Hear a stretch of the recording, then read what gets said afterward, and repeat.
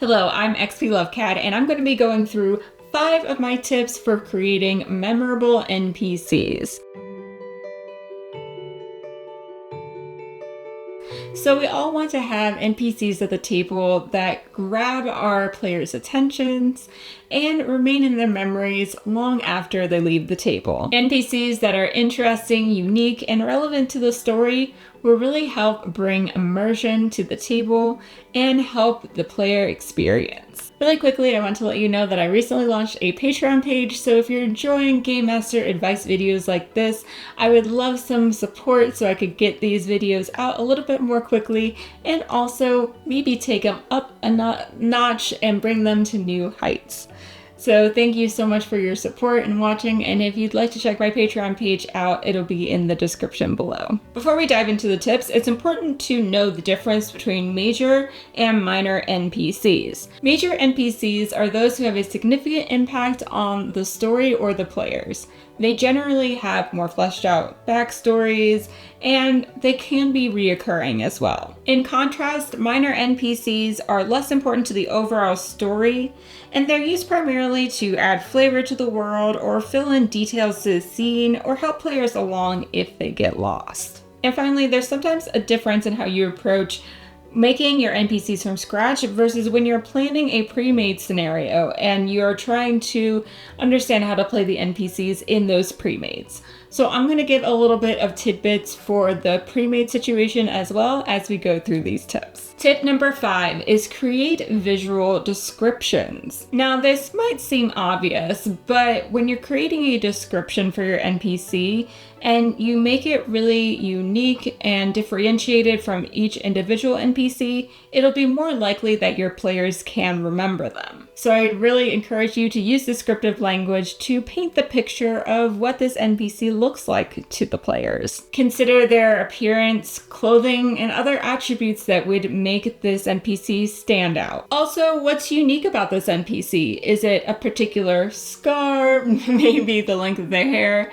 something that makes this NPC unique and will make your players remember them. This is also important for pre-written NPCs where you can look at the descriptions and pick out things to possibly embellish to really make it unique and something that your players will latch on to. Tip number 4, bring NPCs to life at the table. And I do this through 2 methods. Number 1, posture, and number 2, voice. And for pre-written scenarios, make sure you take notes ahead of time of how you think you're going to display each of these NPCs so that you're ready to go when your players encounter them. So for posture, it's really easy to get into a different posture and immediately feel like you are playing or acting a different type of person. So if they are prim and proper, they're going to be standing up tall.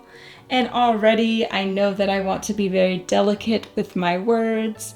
Whereas if they're more of just a person on the street and they're begging for money or they are trying to hand out your information to your players, they might be a little bit less worried about their posture, and already it's easy for me to have a different identity because I'm no longer trying to be standing up straight and being prim and proper. If you want a little bit more information on this, I also have a video all about improv tips, so go ahead and check that out if you want a little bit more tips when it comes to posture and how to approach that at the table. When it comes to voice, I know that this can be intimidating for some people, and I don't necessarily mean accents.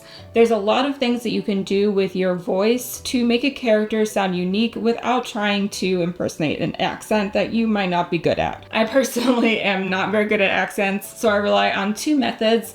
The first is overall emotion, and the second is the weight of the voice. So emotion is pretty easy. This is going to be dependent on the predisposition that they will have to your players.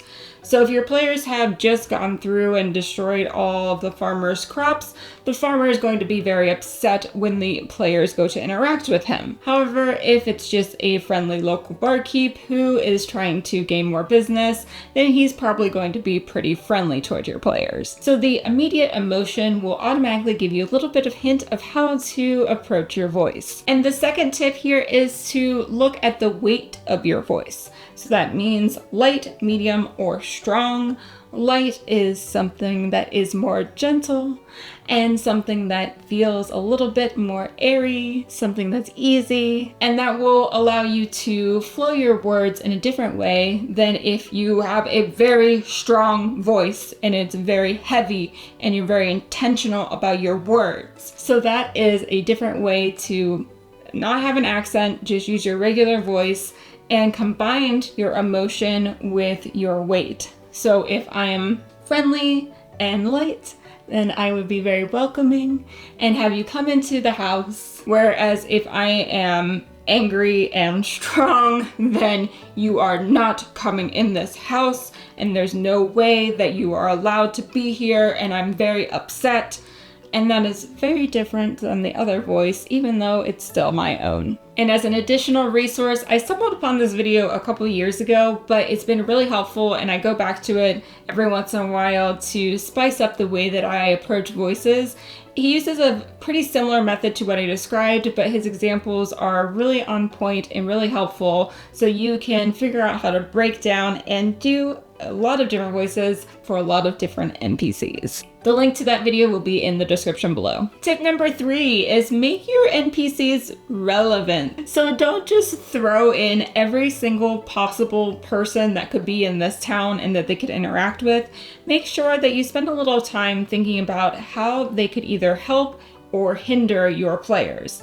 How are they relevant to the story? What information do they know? How will this interaction improve the knowledge of the NPCs? Something that makes it really important for them to talk to. And this could even include a maintenance guy at the school or someone that may not immediately have a direct effect on the story, but could have information that will help them along the way. Number 2, motivation.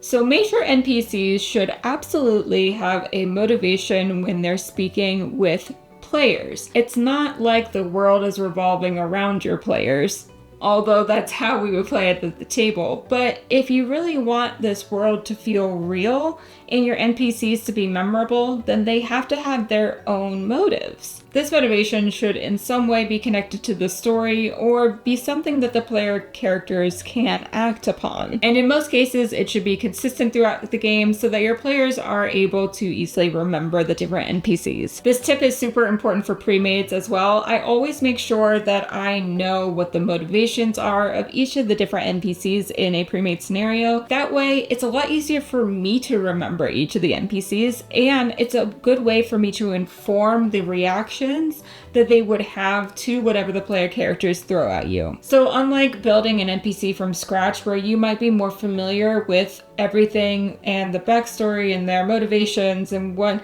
this character is and should act like, a pre-made that you're taking from someone else's imagination and trying to bring it to life, it's going to be a lot easier if you know their motivation and you can fall back on that whenever your players ask a question or want information. You'll know how to react. And finally, tip number 1 is backstory. I want to stress that this is for you as a game master. This is not for your players.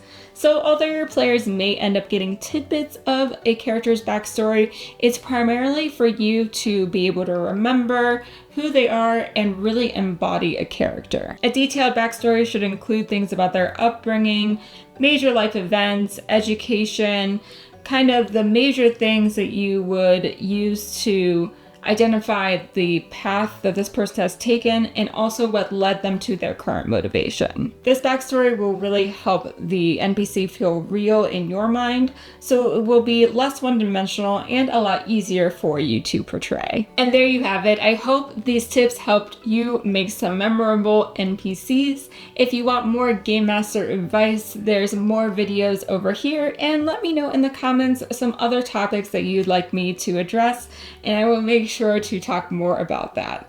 Thank you so much for watching. Bye.